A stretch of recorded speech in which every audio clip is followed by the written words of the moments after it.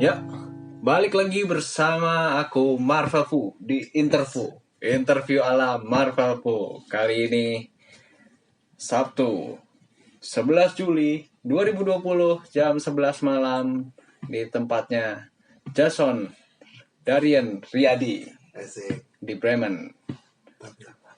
Mantap? Ya, Jason Riyadi ini kuliah apa? Love on Ramford Teknik itu apa itu? Bisa dijelaskan? Love on Ramford Teknik itu bahasa Inggrisnya Aerospace Engineering. Di mana sih di Uni Bremen? Hochschule Bremen. Iya, Hochschule. Jadi kalau bahasa Indonesia mungkin teknik dirgantara, jadi ada hubungannya sama pesawat sama roket lah ya. Kayak gitu. Wih, belajar roket. Jadi kayak gimana tuh? Jadi mungkin pada udah tahu jurusan Pak Habibie ya, Pak Habibie kayak gitu. Nah, jurusannya tuh masih ada hubungannya sama Pak Habibie gitu. Jadi kayak ada tentang ngebuat roket, tentang ngebuat pesawat.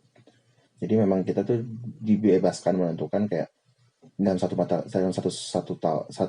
tahun kuliah ya, maksudnya selama kuliah tuh kita bisa nentuin mau kuliah pendalamannya sebagai pembuat pesawat atau pembuat roket. Jadi kita nggak cuma bisa kayak sebagai bukan astronot ya, bukan astronot atau pilot, tapi kayak yang lebih ngebuat barang jadinya gitu, pesawatnya atau roketnya atau enggak helikopter seperti itu.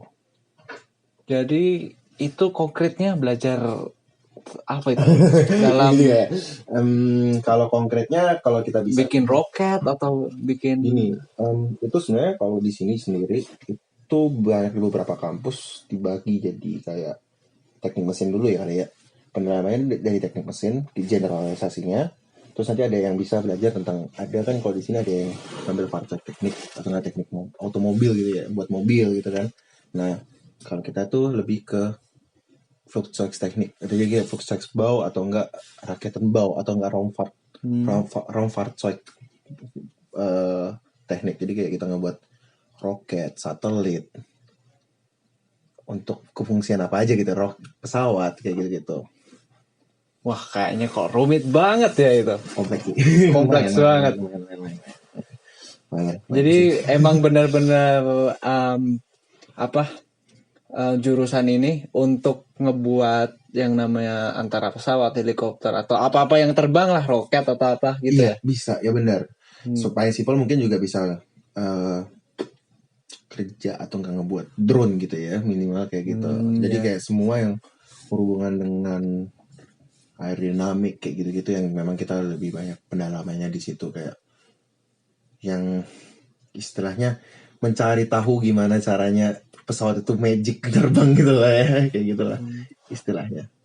Sebelumnya emang udah rencana ke Jerman untuk ngambil jurusan ini atau gimana tuh? Kenapa bisa ke Jerman terus ngambil jurusan ini? Itu. Atau terinspirasi sama Habibie terus ke sini gitu? Enggak sih sebenarnya. Enggak ya. Karena kan kita tahu banyak yang terinspirasi sama filmnya Habibie terus pingin ke Jerman gitu. Atau paling enggak terinspirasi sama siapa gitu, Gita Saf atau siapa? Atau siapa gitu. Kalau kita sama kan nggak mungkin kan. Iya, bingung juga gue kalau inspirasi kita sab ya. Karena kan jelas beda kan. Beda. Gue sebenarnya awalnya ke Jerman sendiri tuh iseng tes, kayak iseng aja. Karena dulu sebenarnya pengennya tuh kedokteran. Memang pengen jadi dokter dari udah kayaknya mainstream banget ya, impian anak kecil dari dulu ya. Pengennya gue jadi dokter, kalau nggak jadi arsitek, kalau nggak jadi apalah ya kayak gitu yang berhubungan dengan yang kayak gitu-gitu. Dan kebetulan memang bokap dari orang teknik juga, dan kayak oke, kedokteran. Tapi ya mungkin karena bokap juga dulu orang dari teknik ke kampus negeri, terus kalau bilang sama gue dulu, lu nggak boleh, kalau mau lu boleh kedokteran tapi lu harus masuk negeri. Nah, gue nggak dapat SBMPTN kayak gitu-gitu, tapi gue dapet kayak di swasta, bokap masih nggak oke. Dan akhirnya ya udah gue coba tes aja ke Jerman. Tes Jerman juga kayak iseng-iseng aja gitu, ternyata juga nggak lulus bahasanya juga waktu itu. Oh, ini tes bahasa di Indo. Tes bahasa juga nggak lulus ya. Benar. Terus coba aja, coba nge-apply ke sini, ya udah melalang buana aja tes gitu. Terus juga masih berusaha, namanya kan orang pengen ngejar cita-cita juga kan, pengen masih tetap ingin jadi dokter gitu. Tes yang mungkin pada udah tahu ya kali yang kalau kesini kan harus stud call dulu gitu-gitu kan ya. Secara spasial harus stud call. Nah waktu tadi stud call udah tahu kan kira-kira? Iya, kira tahu lah. Ya, Kayak gitu. foundation gitu Foundation atau ya. apa gitu. Kursus Benar. persiapan penyetaraan lah. Penyetaraan Iya. ya, penyetaraan SMA lah ya gitu kan. Iya. Nah, cuman kan kalau untuk mau kedokteran kan butuh M-Course. M-Course itu untuk medicine, biologi, kimia, chemis kayak gitu-gitu. Dan ya dasarnya emang gue nggak jago bahasa juga ya. Jadi gue nggak dapet di situnya, nggak dapet di M-Course, dapetnya T-Course. Jadi untuk teknik. Ya udah, awalnya juga waktu lulus Stuttgart kepinginnya ya udah maybe erneuerbare energi kayak renewable resources. Jadi pengen kayak tertariknya dulu ke situ, ke arah renewable resources atau ke medicine teknik kayak gitu-gitu. Masih pengen yang ada hubungannya dengan lingkungan ataupun kayak biologinya gitu. Tapi nggak tahu kenapa waktu bewerbung ngeliat aja nih kok keren di Bremen, daftar gitu. daftar ngeliat nih anjir keren nih kan, aerospace engineering nih keren nih namanya kan. Dari namanya Love on Rampart. Iya. Ini mau jadi astronot atau apa nih ya? Gitu kan gue mikir gitu. Terus gue bacain halnya, baca isinya, kampusnya, modulnya seperti apa. Wah, di Pak Habibie nih menarik nih, coba aja kan, namanya orang kan apa sih nating tulus ya, tes doang gitu kan, kirim bewerbung nggak bayar juga kan kalau ke beberapa kota. Tadi Anda menerangkan saja saya bingung, ini kira-kira belajar gimana ya? Maksudnya kuliah tapi belajarnya tentang yang kayak gitu. Ya gitu, karena gue coba tes ternyata ya oke, daftar dapat, kemudian ya gue coba aja masuk kuliahnya. Ya standar ya, anak teknik dapatnya mata, fisik kayak gitu-gitu lah ya, yang matematika, fisika dasar, mekanika fluida, mekanik kayak gitu-gitu. Mulai serunya sih memang ketika masuk semester 4, semester 5 gitu, ketika lu belajar gimana sih ketika tuh pesawat itu bisa take off, gimana sih pesawat itu bisa terbang, apa yang membuat pesawat itu bisa terbang, caranya kayak gimana. Kan kita kadang-kadang tuh bertanya, kok bisa ya pesawat gedenya 30 ton gitu bisa terbang gitu kan ya. Hasilnya kayak wondering gitu kan gimana. Dari situ tuh di jurusan itu kita kayak benar-benar belajar, nggak cuma nge-breakdown sistemnya pesawat tuh kayak, oh pesawat itu terbang, kalau kita dulu zaman SMA kan belajarnya pesawat itu terbang gara-gara ada gaya dari bawah, tekanan di atas lebih rendah, dia naik. Dasarnya itu doang, tapi kita di situ benar-benar breakdown gimana detailnya pesawat itu bisa naik. Dan nggak cuma itu doang, kita juga belajar simulasi di mana pesawat itu kita ngebuat sistem pesawat gimana kalau misalnya pesawat itu kondisi, kan kalau kayak kita bilang lagi keadaan kayak mobil, keadaan kayak pesawat itu kan selalu dinamis ya, kan nggak statis terus lurus. Kadang-kadang kalau kita nyetir juga di autobahn kan oke 180 km gitu ya kenceng ya kan, tapi kadang-kadang kan ada angin dari sebelah, terus kayak ada faktor-faktor lainnya, itu kan juga kita kalau secara theoretical kan oke, bisa kayak ya udah anggap aja ini anginnya statis, tapi kan kalau di udara kan nggak bisa kayak statis, selalu dinamis. Nah di situ kadang-kadang kita juga belajar, di situ kita memang benar belajar tentang gimana sih pesawat tuh kondisinya ketika turbulence. Kalau lo naik pesawat kan ketika ada turbulence, ada angin dari sebelah, kok bisa dia masih anteng tenang dengan begitunya gitu loh. Gitu kita belajar, kita buat simulasinya juga. Jadi turbulence itu ini buat orang-orang awam kayak saya juga itu nggak masalah ya kalau misalnya ada turbulence. Sebenarnya nggak masalah, karena sebenarnya turbulence sendiri itu memang ada faktor luar ya kan, tapi kalau udah masuk kuliah tuh biasanya fisika mekanik itu udah mulai dalam, jadi kita ngomong turbulence, ngomong apa itu memang ada faktor X, ada gaya yang dari luar untuk mempengaruhi gerak benda satu, atau enggak gerak satu benda gitu ya, atau enggak satu objek ketika dia ada turbulence. Makanya ada yang pesawat tuh nggak cuma dibuat dengan cara fisika, kita ngebuat desainnya doang, tapi ada juga timnya di dalam tuh, tim sensoriknya yang ngebuat sensornya. Jadi kayak ada namanya juga dari Regelungstechnik. Regelungstechnik itu apa ya bahasa Indonesianya? Aduh, apa itu? juga gue kayak saya kayak regulasi, jadi kayak si sensor gitu ya. Jadi kayak kadang-kadang kalau lu tahu Lu pernah pasti lu punya SIM Jerman kan ya, lu tau lah cara ngiturin mobil di Jerman. Kan di Jerman tuh kan ada kalau di mobil tuh kan ada tombol yang dimana dia ngikutin garis-garisnya doang itu. Aduh, apa itu? Tahu kan, tapi kan tahu kan, lu tahu kan tombolnya. Ikutin garis-garis Jadi dong, maksudnya kalau garis-garis jadi apa? kalau lu di ruas jalan nih kan ada 1 2 3, terus ada garis-garisnya itu kan biasanya kan. Nah, kalau lu ngeliatin garis di mobil otomatis bakal ke kanan lagi. Oh, itu kalau mobil baru yang otomatis. Iya, ya, itu ada mau otomatisnya. Nah, sama kayak pesawat. Jadi ada sistem sensornya itu juga yang mengatur ketika ada gaya dari luar, dia berusaha nge-neutralin lagi gitu. Tapi balik lagi tetap namanya automatic, tetap aja harus ada pilotnya juga kan. Pilot itu juga pengaruh juga dalam penerbangan sebenarnya gitu. Iya. Karena aku belajar Verkel juga itu masih apa ya, kalau yang otomatisasi, kalau maksudku aku bicara dari mobil ya, karena kamu tadi bilang yang ngikutin garis tadi, itu masih secara segi hukum masih abu-abu semua. Iya juga. Karena masih sekarang kalau misal ada kasus kecelakaan seperti itu, yang disalahin siapa masih bingung. Iya, karena kan bingung juga kadang kayak gitu.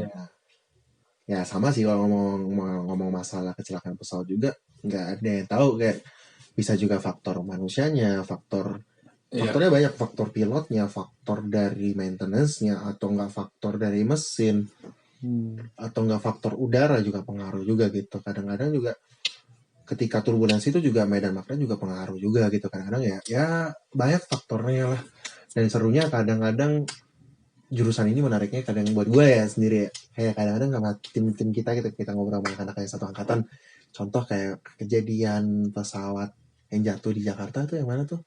Yang Boeing Max 7 itu, Max 8 itu kan? Ya, Max 8. Max 8 itu langsung topiknya rame, kita buat analisis sendiri, kayak dicek, terus habis itu ternyata keluar hasilnya dia, sama, cek. Jadi kayak iseng-iseng aja, jadi kayak seru-seru aja gitu loh. Sama kalau misalnya anak teknik mobil, terus kayak misalnya Tesla kecelakaan gitu. Salahnya di software kan kurang lebih.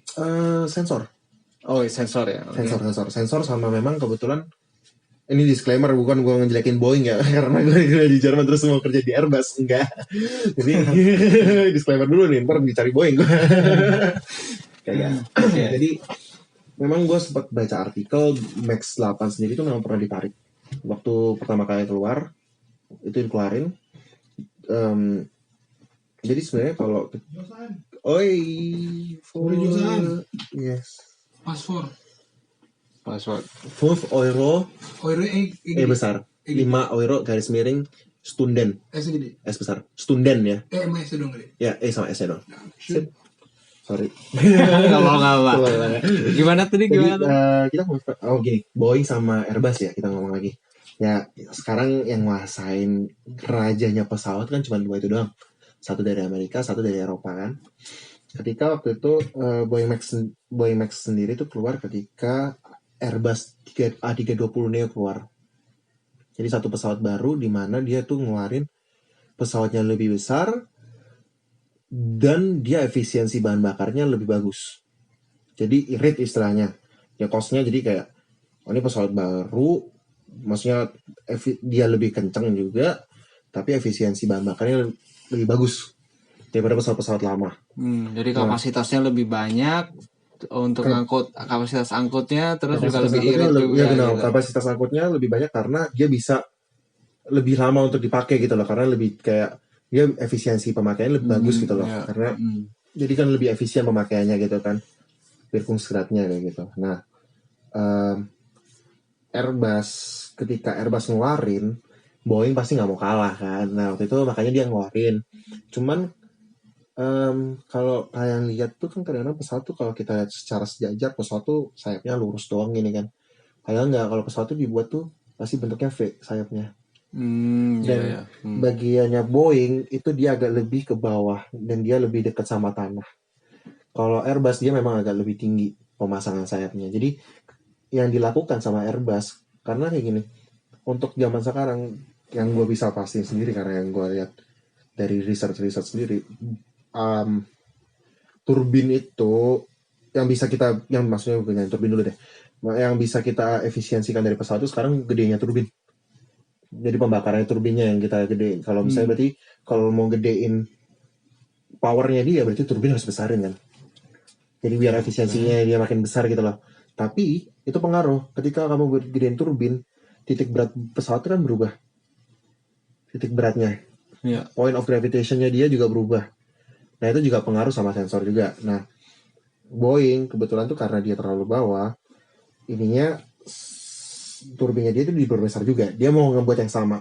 Turbinnya dibuat diperbesar, terlalu rendah sama ininya, terlalu rendah sama jarak antara turbin sama tanah, tapi memang nggak sampai nyentuh. Memang nggak sampai nyentuh, tapi terlalu udah di atas rendah ini. Itu ngerubah point of gravitation sama dia. Itu yang menyebabkan sensor kadang-kadang, dan kebetulan kita ngomong baik lagi sensor, Airbus tuh punya 3 sensor, Boeing itu setahu gue cuma punya 2. Dan sensor pesawat tuh kalau satu mati, satu ngikut gitu. Oh gitu. Jadi kalau waktu dia Bukan nggak ada cadangan-cadangan gitu ya? Nggak ada ya caranya. Kalau mesin ada ya tapi? Ada, mesin ada. Kan kalau mesin tuh, kalau mesin pesawat misalnya mesin satu mati masih bisa gliding dia. Masih bisa. Apa ya bahasa Jawa nih, ngelipir. Apa ya? Itu kayak gitulah. Maksudnya Landing. Masih kayak bukan landing ya. Dia masih kayak itu kalau udah deket landasan mungkin bisa landing, tapi kayak maksudnya dia masih bisa kayak para layang gitu loh, gliding. Oh ya, bisa ngambang gitu. Ya masih bisa ngambang gitu. Ya. Dia masih bisa ngambang gitu. Selama sayapnya nggak patah aja. Oke. Tapi dia nggak bisa naik lagi aja, nggak bisa ngeluarin Kalau sensor beda intinya. Sensor beda. Nah ketika itu karena terlalu berat, kemungkinan tuh kalau nggak salah baca kemarin tuh memang sempat ada permasalahan lah ya di maintenance dan segala macamnya. Jadi itu sensornya itu udah nunjukin true airspeed-nya. Jadi itu human error atau bukan? Bukan ya? Atau gue nggak setengah ya? bisa ngomong human error juga.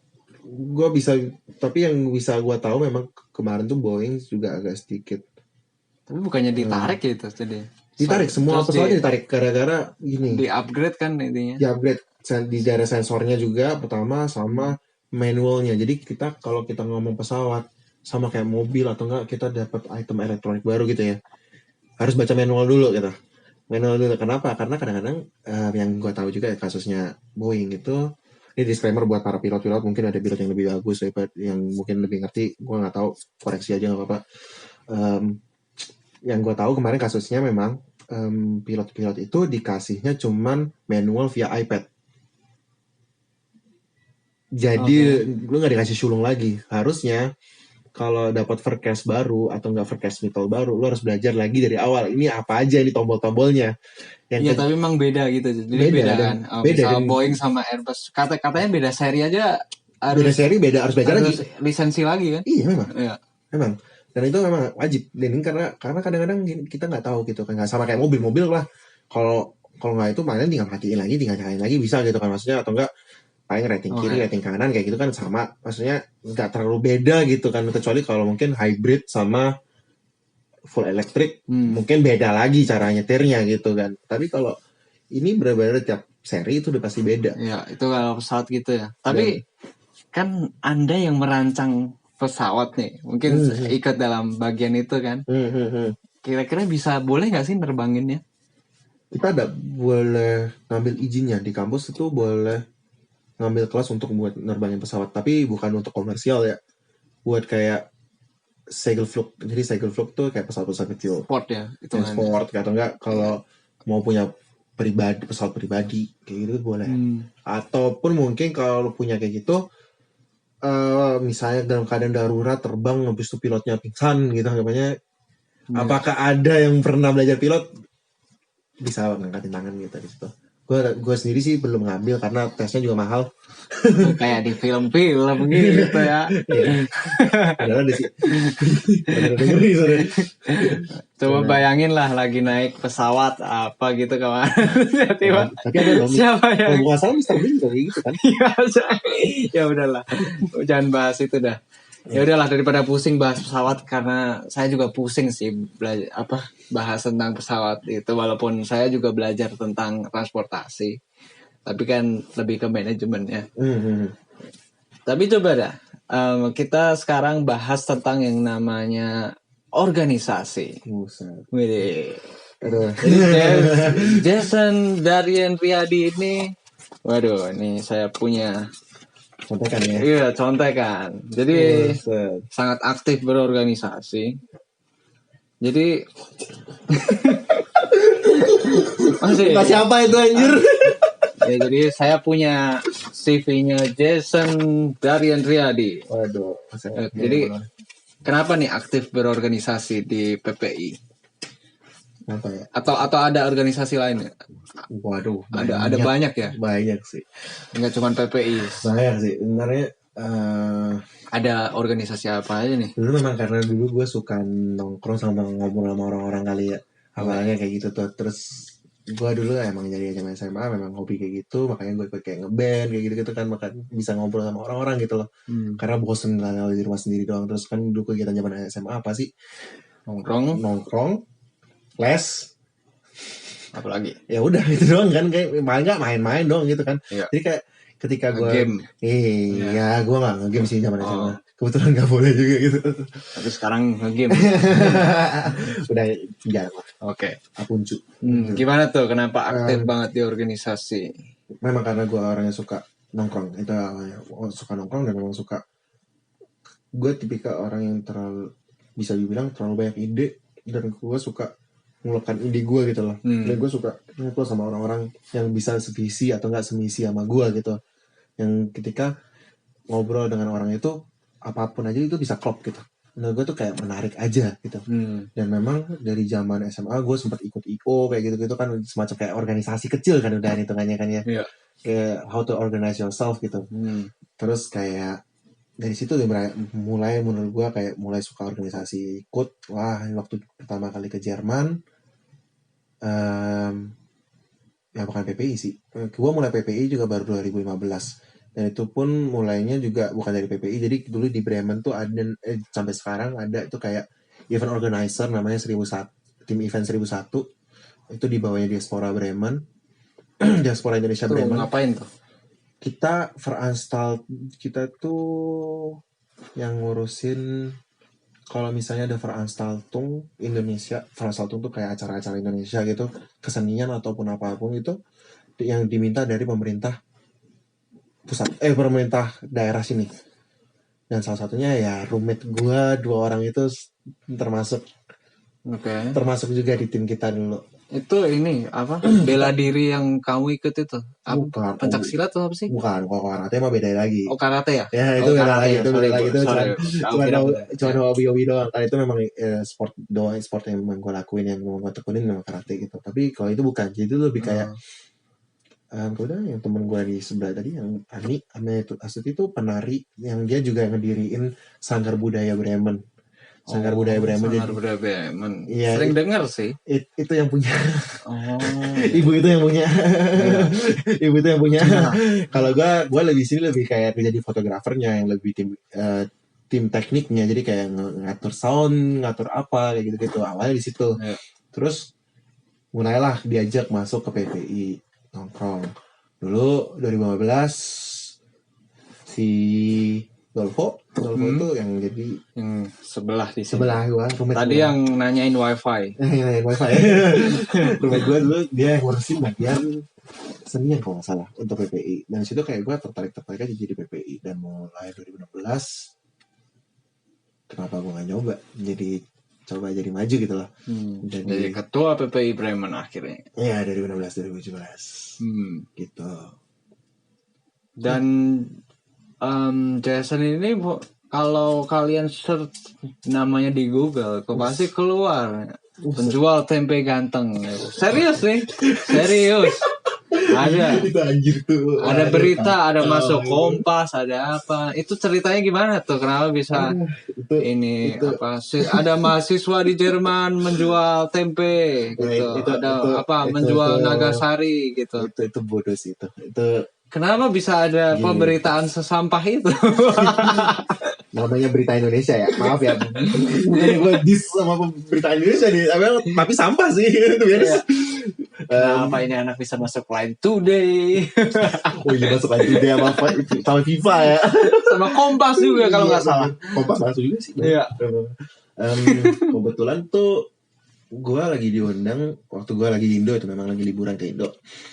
Dan tujuan gue misinya ke Indo itu kemarin memang bukan ngurusin itu. Urusan gue tuh kemarin waktu gue ikut dia ngomong lagi balik organisasi, gue kemarin ngurusin Iconic juga. ICONIC itu International Conference of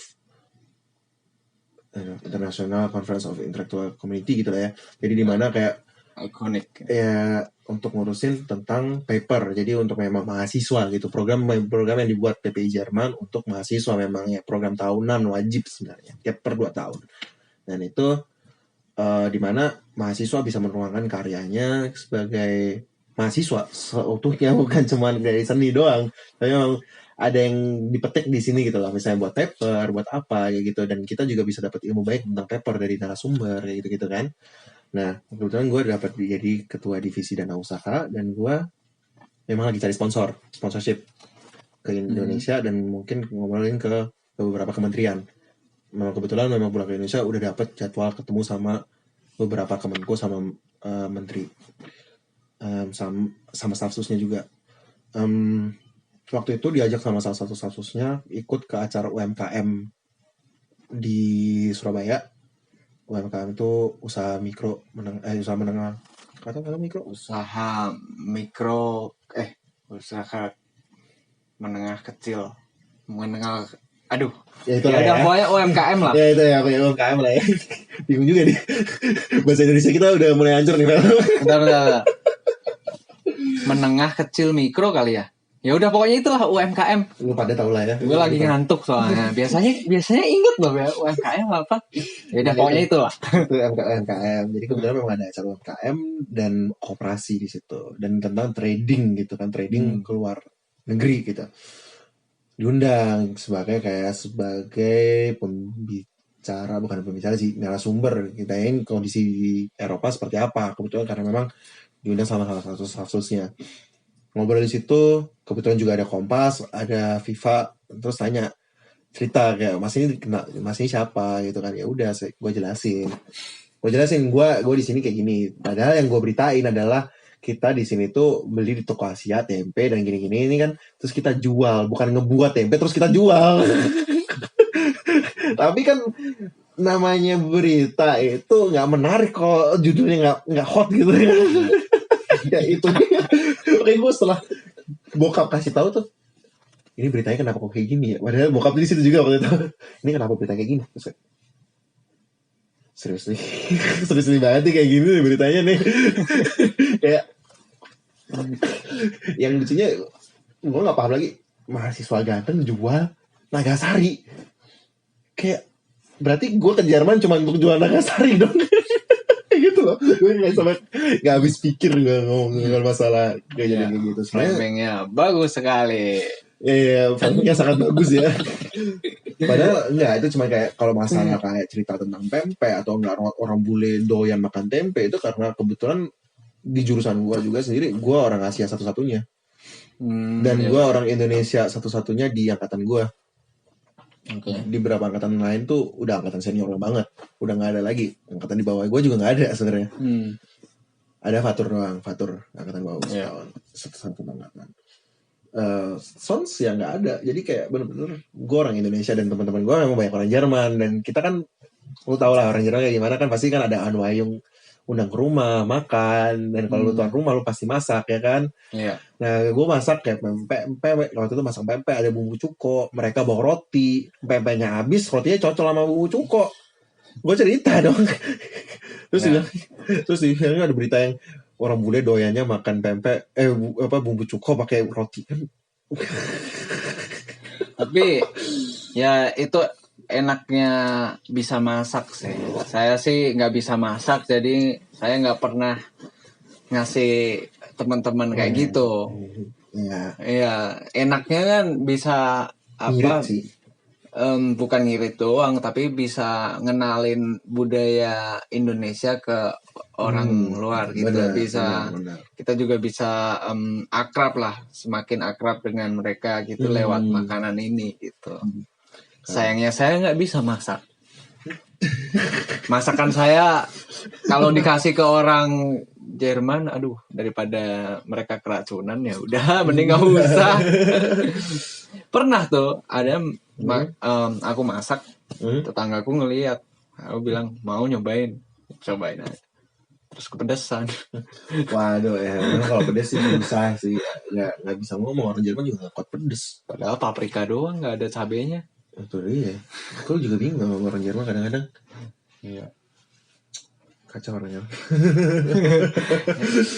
Ya begitulah, beda lidah lah. Beda lidah, benar. Terus itu jadi kamu jualan ya itu ceritanya? Nggak jualan ya? Bukan. Jadi cuman ngasih doang. Nah, kita waktu itu nggak jualan juga. Kita lagi ada acara Indo gitu loh, acara Iya. Indo Haben ya. Iya biasa jualan kan kayak gitu. Iya. Dari tapi PPI kan, Iya. PPI jualan itu kan. Iya. Gue ceritanya seperti itu. Iya.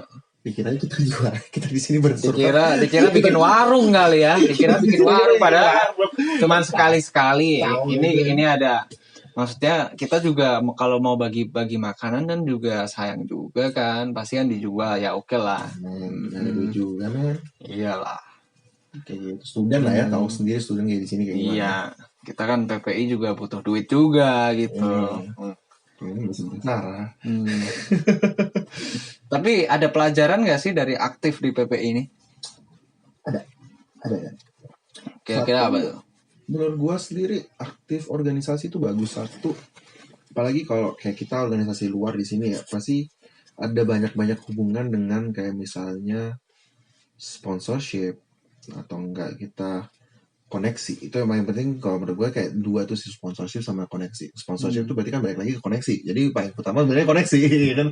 Banyak kayak kalau di Bremen nih memang kotanya cenderung kecil gede. Kalau waduh, Bremen kok kota kecil.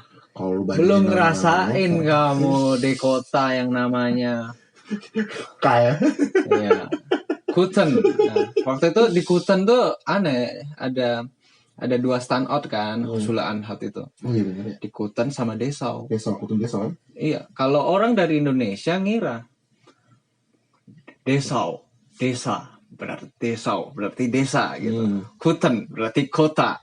Ternyata kebalik. Desanya lebih gede ya? Ya? Iya, Dessau lebih maju. Maksudnya ada Sassenbahn, ada macam-macam gitu. Sedangkan Kuten, waduh, bus aja nggak ada. Gue jujur nggak pernah sih. Gue nggak pernah kesana sih, jadi gue nggak tahu. Ya kebetulan kalau balik lagi ke Bremen, Bremen tuh kalau bisa kita bayangin sama Indonesia kayak Jogja, kayak dia provinsi sendiri, dia kota sendiri. Jadi provinsi dan kota. Jadi Bremen tuh, makanya gue cocok sama Bremen tuh kayak Jogja. Enak kotanya gitu. Kayak Jakarta lah lebih. Enggak, Jogja sih gue bilang. Kalau Jakarta tuh Hamburg. Ini kalau Jogja itu masih ada daerah-daerah selain ini. Sama. Bremerhaven. Oh iya. Iya benar juga. Ya udahlah. Bremerhaven sama. Ini kan kalau Jogja kan di Jogja ada Magelang juga gitu kan. Ya sama. Kalau kita masih sama kayak Jogja, makanya gue bilang kota di sini banyak pelajarnya juga. Kampus juga ada kampusnya tuh, kampus gue sendiri dibagi 3. Ada 3, satu kampus khusus gue sama mekatronik, kampusnya Sidolfo ekonomi dan segala macam. Itu normal lah di tempat lain juga ada pasti bagi-bagi gitu. Ada Uni Bremen, ada Jacobs University, ini privat ya. Terus ada Europa, FH Europa nggak salah. Ada banyak, ada Hochschule für Kunst juga di sini. Ya. Maksudnya banyak juga gitu loh di sini. Iya, ada pilihan kan. Ada pilihan juga, ada HS Bremerhaven juga. Di Bremerhaven juga ada gitu. Oke. Jadi kayak memang kayak kota pelajar aja di sini tuh, kayak enak gitu, dan situasinya juga enak. Dan kita ngomongin apa sih? Itu ya organisasi. Dan kebetulan itu karena kotanya kecil dan dia ini lebih welcome sama orang asing ya. Kan memang dia nih gerakannya dia di sini tuh kayak nerima banget sama orang asing gitu loh. Dan itu maksudnya Bremennya ya? Kota Bremennya sendiri, dan maksudnya Regierungnya, maksudnya pemdanya sendiri kayak gitu tuh. Dan karena gue sering ikutnya yang sama diaspora waktu zaman gue atau PPI gitu, gue sering ikut mereka untuk rapat. Di situ gue punya banyak kartu nama, dan situ kayak kalau ketemu di tengah jalan mereka senyum, terus kayak kadang-kadang ngobrol-ngobrol aja di tengah jalan. Dan itu kita nggak tahu kalau namanya kontak itu kapan kita butuhnya, kita nggak tahu, tapi ketika kita butuh itu ada gitu. Dan itu yang menurut gue yang paling penting banget untuk ketika lu mau join di organisasi. Targetnya sih itu lebih ke situnya sih gue, bukan karena mungkin ya bullshit juga sih kalau ngomong nggak buat CV juga. CV ya penting lah, bagus juga kalau ada embel-embelnya pernah ngurusin organisasi dan lu ketuanya ya bagus juga gitu kan. Tapi menurut gue bukan di situnya, tapi lebih kayak apa yang bisa lu dapat setelahnya gitu, kayak koneksi segala macam. Itu menurut gue yang lebih penting gitu. Ketika orang tuh jadi kayak, menurut gue balik lagi koneksi dan self branding sih, self brandingnya gitu yang bisa gue petik dari organisasi gitu. Oke. Dan itu sekarang kamu terapin di kehidupan gitu nggak sih di Jerman atau mungkin di tempat kerja gitu? Yang sekarang self branding atau enggak, yang kamu pelajari organisasi. di organisasi gitu. Pasti itu dipakai di dalam hidup juga gitu loh. Maksudnya kayak cara berorganisasi kan berarti kan cara kita berkomunikasi sama tim gitu. Kita organisasi nggak mungkin sendirian doang gitu. Ketika kita bisa manage satu organisasi atau nggak kita pernah dalam organisasi, kita tahu cara kerja dalam satu kelompok gitu loh. How to place yourself in a group gitu kan. Dan itu penting juga kalau buat kerja, gimana kayak kan nggak cuma ada ide-ide doang, tapi pasti ada juga ada masalah, ada problem solving. Dan itu di organisasi itu bisa lo terapin juga di dalam kehidupan gitu. Simpelnya di dalam kampus kalau kerja kelompok atau enggak dalam kerjaan, misalnya dapat assignment dari bos kayak gimana dan segala macam, pasti kan juga ada deadline juga kayak gitu kan. Sama organisasi kayak gitu juga. Organisasi itu sebenarnya kalau gue bilang kayak inilah ya, try out buat kehidupan nyata ya kayaknya. Kayak situasi kehidupan nyata seperti apa, misalnya kayak lu mau buat acara gitu misalnya, atau nggak mau buat talk show, kayak kan itu targetnya di sini, prepare-nya seperti apa aja. Nanti kan juga ada bulan segini dari sponsorship-nya buat proposal, bulan segini kita mulai cari orang-orangnya untuk kayak siapa pembicaranya, bulan segini udah harus gladi kotor, gladi bersih, temanya udah tentukan kayak gitu kan. Nah sama kalau kayak kita sekarang balik lagi, kalau mau praktikum, mau kerja, kita dapat assignment dari bos, gue kasih lu tugas misalnya buat rancangan pesawat. Oke, dari segini sampai segini lu harus buat kayak gini, ini dari sini sampai sini lu harus buat gini. Dan itu kepake sebenarnya. Meskipun di organisasi lebih kasar gambarnya, tapi dari kasar itu lu punya bayangan, oh gue harus ngapain gitu lah. Ya. Dan memang jadi memang lu lebih kayak, juga bagusnya lu juga punya banyak teman sih. Ya. Organisasi apalagi PPI ya sama kayak yang pertama tadi kan. Tadi kamu bilang relasi atau networking atau enggak ya, kontak gitu ya. Ya kontak ya. Kalau apalagi teman-teman Indonya kan, kalau lu ketua PPI satu kota, lu pasti kenal tuh dari ujung utara sampai ujung selatan, lu oh dia ini yang ini. Yeah. Dan enaknya juga kalau lagi jalan-jalan ke kota-kota itu, gue numpang dong di rumah lu. Kayak inilah kayak ini ya. Itu kayak itu juga enak gitu kan, rasanya kayak banyak temen gitu ya. Benar. Terus sekarang nih, tapi udah mulai nih, udah mulai malas berorganisasi sepertinya. Pensiun udah sepuh lah ya. Pemikirannya beda, sepertinya udah senior.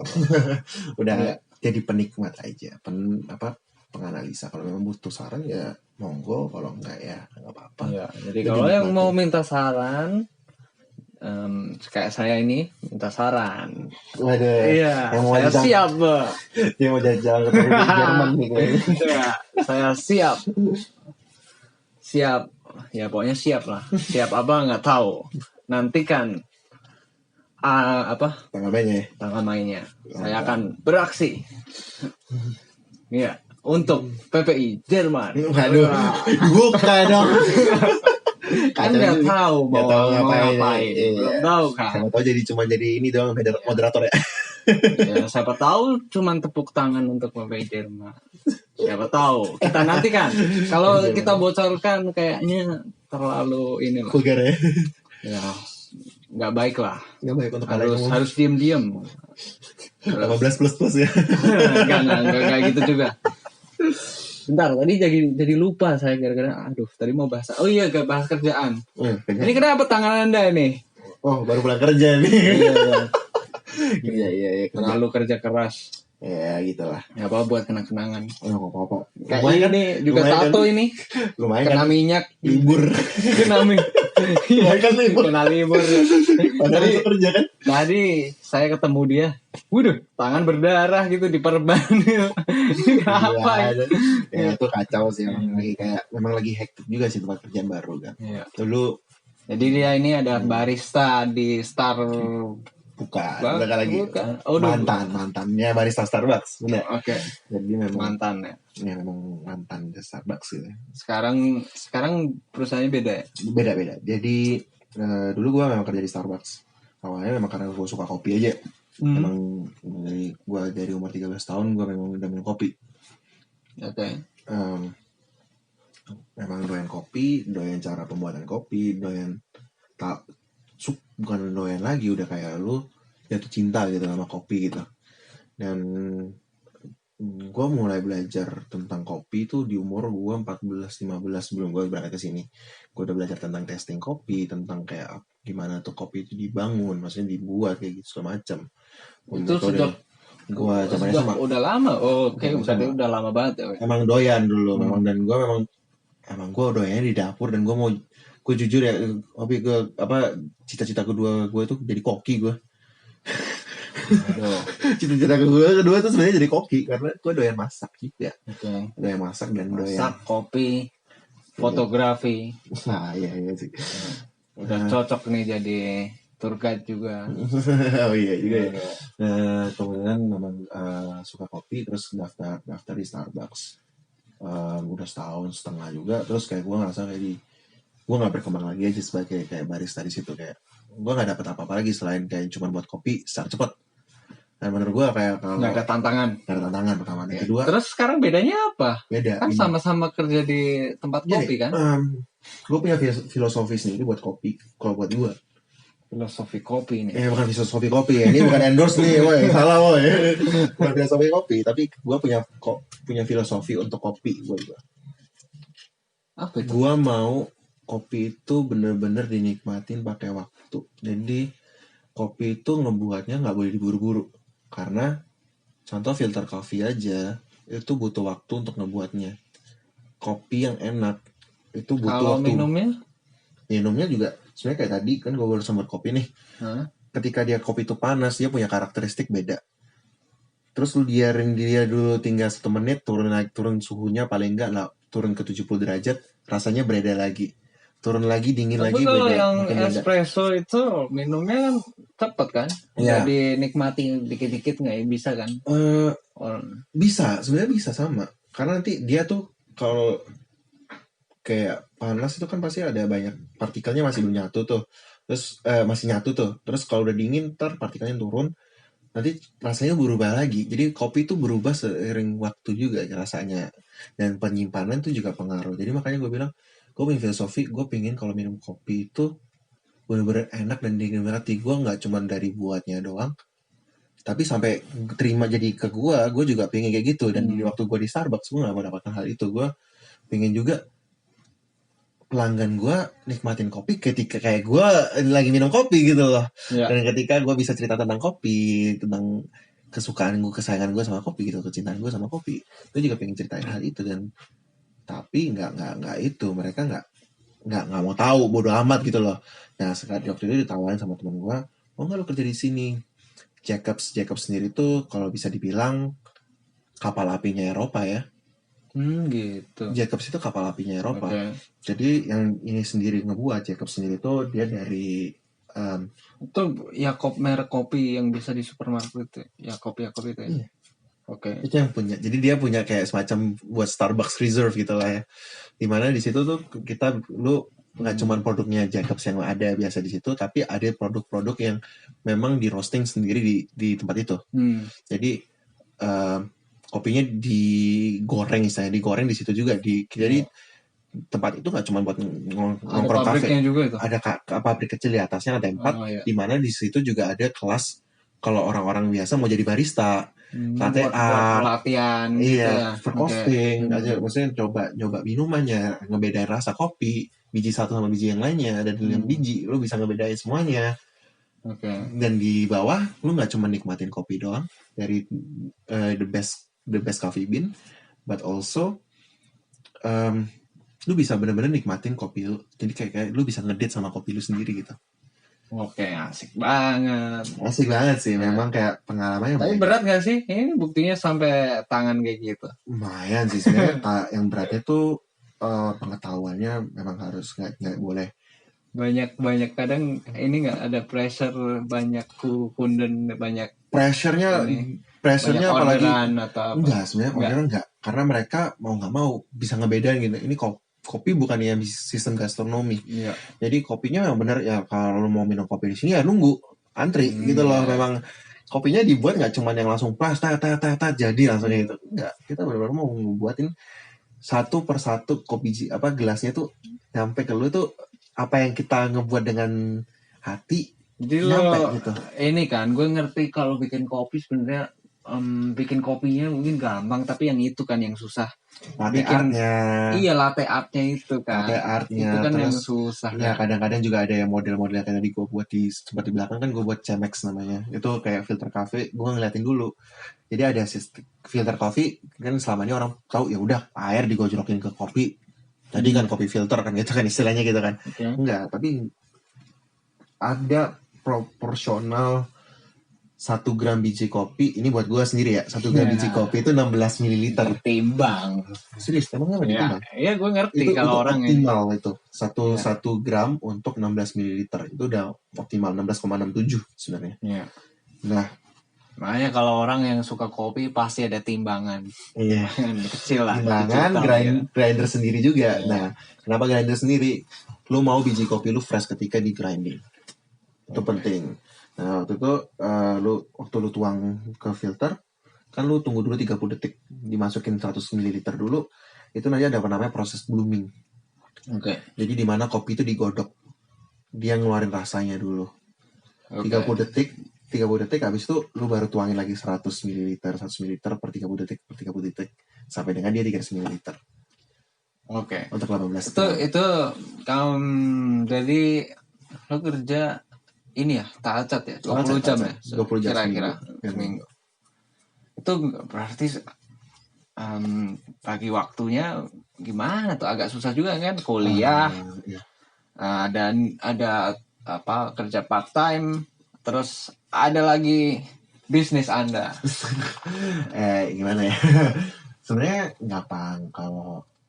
Kalau kuliah ya Senin Jumat pasti kan, Senin Jumat, tapi nggak semua. Kadang-kadang Senin Jumat ada kuliah kan, karena ada yang waktu kosong, ya udah itu waktu kosong gue buat kerja gitu loh.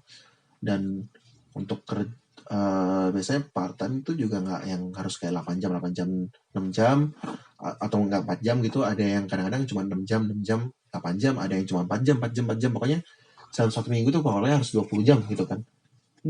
Nah itu menurut gue juga kayak enak gitu. Di situ juga belajar manage waktu, kapan bisa ngasih jadwal kosong sendiri buat diri sendiri, kadang-kadang buat yang lain-lain tuh juga kayak bagus juga sih, kayak time management.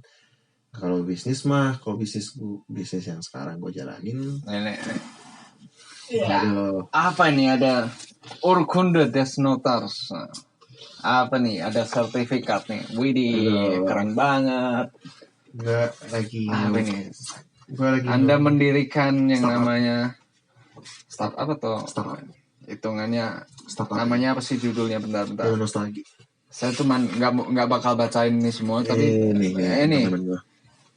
firma, dia mendirikan sebuah firma bernama Hello Nostalgie Unternehmer Gesellschaft.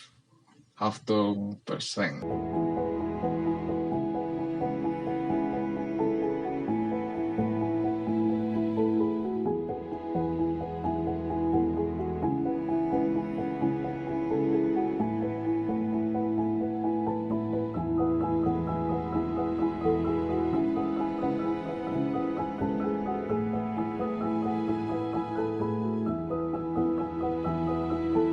Don't wait for the perfect moment. Take the moment and make it perfect. Nah kalau UG sendiri tuh kayak di bawahnya PT dikit sih. Jadi 1 tingkat di bawahnya PT. Jadi dia bisa didirikan dengan €1 minimal sampai dengan €24.000 kapitalnya untuk stamp kapital. Tapi seketika nanti udah omset sampai dengan omset sampai dengan kapitalnya nentuh lagi BEP, misalnya kita BEP sampai 24.000, UG bisa naik ke GmbH. Jadi memang kita pilih ini biar santai aja gitu loh. Ya tapi menurutku ini udah bagus sih, maksudnya Ya. ini hampir selesai prosesnya, maksudnya Prosesnya udah hampir selesai. badan hukum udah ada, Benar. tinggal ngurusin yang lain lah. Iya benar, ngurusin yang perpajakan dan segala macam. Tapi bisa dijelaskan, siapa tahu tiba-tiba ada ini ada investor yang mau invest. Wah ya itu tapi gue masih belum kepikiran sih. Tahu tapi jangan berharap ya, jangan berharap. Gue belum kepikiran untuk ada investor luar sih, tapi ya nggak menutup kemungkinan lah ya. Siapa tahu. Ya. Kebetulan Jadi jelasin dulu nih apa nih? Jadi Hero Nostalgia. Iya, Hero Nostalgia itu sebuah startup, kita ngomongnya bukan firma ya. Karena dibilang firm juga nggak ada tempat kantornya ya di rumah ini. Kantornya di rumah ini dan firm. Gak apa-apa, Steve Jobs juga memulai di kasih. Iya, kalau nggak salah ya. Namanya kan startup kan ya. Ngebuatnya tuh tujuannya adalah ini. Berawal dari hobi gue yang satunya tadi yang lo bilang, fotografi. Fotografi dan tour guide. Jadi hobi fotografi. Hobi gue kebanyakan cuy, nggak kebanyakan. Oke, jadi gimana? Gue fotografi dan gue ngelihat, gue kebetulan di sini karena organisasi lagi ya, gue banyak dapat job sendiri untuk memfoto di sini, untuk event-event, untuk wedding, untuk model segala macam kayak gitu. Banyak gue dapat untuk pertemuan juga kayak gitu. Kebetulan waktu itu gue ditanya sama temannya nyokap minta tolong temenin tour gitu kan, jadi tour guide gitu juga. Nah ini sebenarnya gak berasal dari sini ceritanya. Waktu gue nemenin mereka, anggap aja orang super kaya ya. Waktu nemenin mereka, gue dibayar untuk jadi tour guide, supir, fotografer, translator, 600 euro per hari. 600 euro per hari. Tiga kali job itu, 3 hari itu 1.800 uang ngacir itu. 600 euro, benar-benar nih. Diperjelas dulu nih, 600 euro makanan ditanggung mereka, hotel ditanggung mereka, jalan-jalan plus duit tambahan, dapat duit jajan 600 euro. Benar. Nah itu kemarin kepikiran kenapa itu nggak gue jadi bisnis aja. Jadi bisnisnya kita itu bisnis gue ya, ngomongin gue sebagai CEO-nya. Kita ngebuat satu platform, kalau kita bilang mungkin lu tahu Amazon lah ya. Modelnya kayak Amazon. Jadi kita tuh sebenarnya marketplace. Jadi konsepnya adalah kita naruh di beberapa kota-kota di Eropa fotografer sebagai tour guide. Kenapa fotografer sebagai tour guide? Tour guide lokal doang tahu mereka, oke, kayak gue ngajak lu jalan-jalan gini, Vel, di Bremen. Oh ini di sini tempatnya, ini di sini tempatnya, ini historicalnya di sini, kita cerita gitu. Tapi ya lu nikmatin kan. Tapi kadang-kadang lu juga lupa untuk mengabadikan momen lu sendiri, atau enggak kalau lu mengabadikan momen lu sendiri dengan selfie dimasukin Instagram. Sekarang apalagi Instagram pengaruh banget kan sama orang-orang kan ya. Nggak usah selfie juga sih. Bisa, aku kan juga pernah beberapa kali jadi tour guide kan. Ya pasti aku seneng banget kalau disuruh fotoin. Cuman mungkin ya fotonya agak ngeblur atau agak ya bukan urusan saya bukan fotografer gitu. Nah tapi kalau fotografer sendiri pasti punya, apalagi lokal ya, kita ngomongin fotografer lokal dan tour guide lokal ya. Mereka punya spot-spot pribadi yang mereka bilang, oh lu daripada, kalau misalnya kita ngomong, lu daripada mau motonya amark di sini, mending fotonya agak di sini dan lebih bagus gitu loh. Kasih dia punya spot-spot pribadi di mana, oh di sini lebih bagus hasilnya, di sini gambarnya lebih bagus, dan sambil dia bisa ngejelasin. Dan nggak cuma itu, mereka dibayar gitu loh. Dibayarnya juga ya lumayan menarik loh, bisa join kalau yang mau join ini. Bayarnya menarik, dan kita tuh memang rencananya, gue sendiri karena gue fotografer, gue pengen mengapresiasi fotografer gitu loh. Dan ya itu, gue mau mengajak juga karena teman-teman asosiasi fotografer di sini, kayak teman-teman gue yang orang Indo, banyak mereka fotografer yang bagus-bagus gitu, hasil fotonya bagus-bagus, tapi ya Oh jadi kurang itu dapat job gitu lah ya. jadi ini yang kamu bikin ini, Hmm. bisnis yang kamu bikin ini itu merupakan platform dari buat maksudnya bukan buat kamu dan teman-temanmu sendiri, tapi juga buat semua orang fotografer gitu. Semua, tapi memang gue lebih pengennya orang Indonesia yang ada di sini iya. gitu. Tapi itu buat semua orang anak Indo yang di sini, yang mungkin buat sebenarnya gue coba buka websitenya juga ya. Nah, ya udah ada websitenya nih. Websitenya apa nih? hellonostalgia.com. hellonostalgia.com. Kita masih belum buka untuk umum karena kita belum. masih kita Ternyata benerin belum. dulu lah ya. Iya, websitenya belum Bisa jadi di ternyata. inilah, bisa dilihat di Instagram kita Ya. juga hello.nostalgia. Oh, udah ada Instagramnya. Iya, kita tiap minggu ngadain virtual traveling buat anak-anak yang pengen jalan-jalan, pengen ngeliatin kota-kota lain. Widih, bisa virtual traveling gila. Nah, kayak gini, be prepared. Tapi sayangnya nggak kelihatan. Oh iya, jadi kayak kita tuh sebenarnya kayak nah, ini kita kayak Nggak kelihatan. Ya udah, Ngomong pokoknya gila kurang lebih seperti itu lah. Nah, dan kita Jadi- lu bisa tinggal pilih kontak us, fotografer. Ini kayak fotografinya siapa aja, videografi. Kita juga terima videografi, view, virtual travel, virtual traveling, local tour guide. Terus ya gue termasuk sendiri fotografer juga di sini. Terus ada Rikza, ada temen gue ini. ada Riksa PPTV. Rikza juga masuk di sini juga. Kebetulan gue baru ngajakin dia dan dia mau. Oke. Jadi buat teman-teman semuanya yang mau foto di depan kincir anginnya Bremen atau di mana ya? Bremen, ada Bremen banyak sih spot-spot. spot-spotnya. Ada banyak di depan Rathaus Bremen, di depan stadionnya Werder Bremen dengan fotografer profesional. Enggak ya. Ya fotografer semi profesional. Semi profesional. Ya semi profesional, bukan semi doang. Oke. Ya udah. Silahkan kontak Jason Darren Riyadi gitu. Mungkin kayaknya udah lengkap ya infonya. Kira-kira ada pesan-pesan yang ingin disampaikan? Apa dulu nih pesannya? Ya mungkin ke siapa gitu yang mau memulai bisnis Oh, ya. atau Gitu ya, mungkin ya. ingin bertanya tentang Organisasi. travel agent ini. Bukan travel agent. Jangan travel agent dong.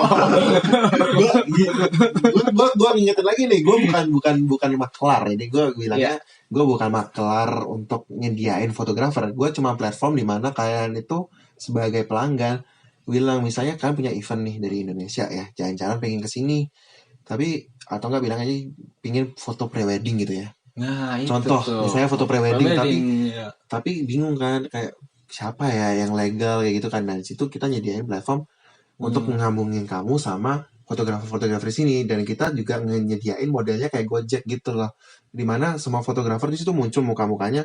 Oh ini loh fotografer A, B, C, D, E. Oke. Siapa yang menurut lo cocok dengan style lo, dan di situ makanya kita bilang we capture your precious moment. Tagline. How kayak kita itu di sini sebagai storyteller. Kalian sebagai pengen ceritanya kayak gimana.